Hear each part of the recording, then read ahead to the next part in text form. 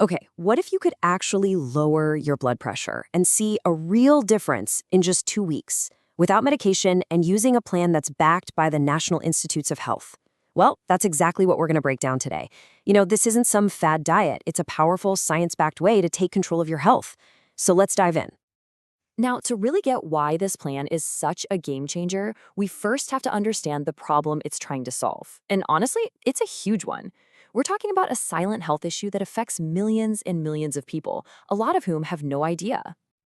1 in 3. Just let that sink in for a second. According to the NIH, that's how many adults in America have high blood pressure, also known as hypertension. That means if you think about your friends, your family, your coworkers, chances are someone you know is dealing with this. It's that common. So what even is high blood pressure? Well, to put it simply, it's when the force of your blood pushing against your artery walls is just consistently too high.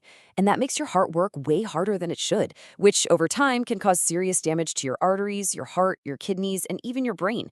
But the scariest part? It's often called the silent killer for a reason. There are usually no warning signs at all. But here is the really good news. Major scientific studies have found a powerful way to fight back that doesn't involve prescriptions. And believe it or not, it all comes down to what's on your plate. It's called the DASH eating plan, and you gotta love the name, because it says exactly what it does. DASH is just short for Dietary Approaches to Stop Hypertension. It was designed with that one single, powerful goal right from the start. And the credibility here is what really sets this apart. We're not talking about some celebrity trend or a diet you saw on social media. The DASH plan came directly out of major studies sponsored by the National Institutes of Health. This is legit, evidence-based science. And you know what they found? The results were, frankly, stunning. The very first study showed that this eating plan didn't just work, it worked fast. Participants saw their blood pressure go down significantly in as little as 2 weeks. I mean, how motivating is that? And this is where that science meets real life, right? This quote from one of the sources really captures that moment so many people have when you realize something needs to change, and you decide to just be more aware, make a few tweaks, and start taking back control. Okay, so we know it's credible and we know it's fast-acting, but what does it actually mean to follow the DASH plan? What are you supposed to be eating? Let's get into the specifics. At its heart, this is a plan that is loaded with whole foods. Seriously, it's not about restriction, it's really about abundance. The whole idea is to fill your plate with tons of colorful fruits, vegetables, and whole grains, and then round it out with low-fat dairy, lean meats, fish, and nuts. So let's look at what that might look like in a day. For a 2,000-calorie plan, you're looking at about 6 to 8 servings of greens, mostly whole grains, right?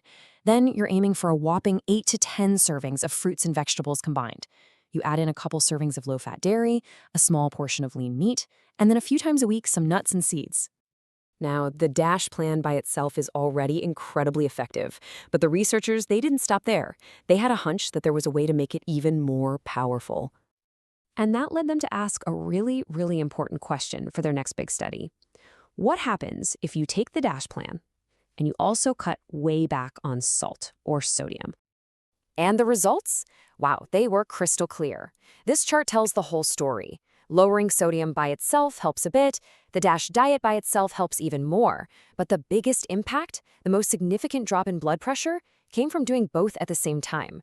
The big takeaway is that the DASH diet and low sodium are like a superstar team. So why is sodium such a big deal? Well, because most of the salt we eat is actually hidden in processed foods. This example from the NIH is just perfect. Look at this. Regular canned tomatoes can have 15 times more sodium than the no salt added version. I mean, one simple swap in the grocery aisle can make a gigantic difference. And the guide gives some really easy, actionable tips to cut back. Things like choosing fresh meats instead of processed ones. Rinsing canned foods like beans or tuna. That can wash away a lot of the sodium. And probably my favorite tip, get creative with flavor. Use things like herbs, spices, a little bit of lemon juice, instead of just reaching for the salt shaker out of habit. Okay, I know this might sound like a lot to take on all at once, but starting with the DASH plan really doesn't have to be overwhelming. The whole secret is to just make small, gradual changes that you can actually stick with. Here are 4 super simple steps from the research to get started. First, just change gradually.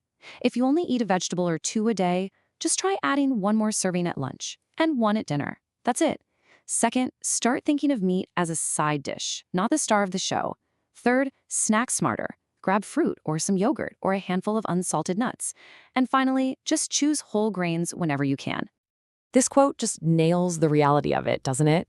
It's honest. Changing habits is hard.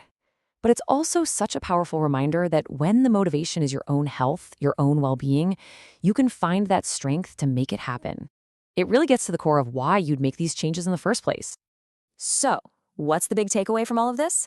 The DASH plan isn't some crazy quick fix diet. It's really a new way of eating for life, and it's backed by some of the best science out there. It's all about making gradual changes and smarter choices, which really just leaves one final question for you to think about. What's one small change you can make starting today?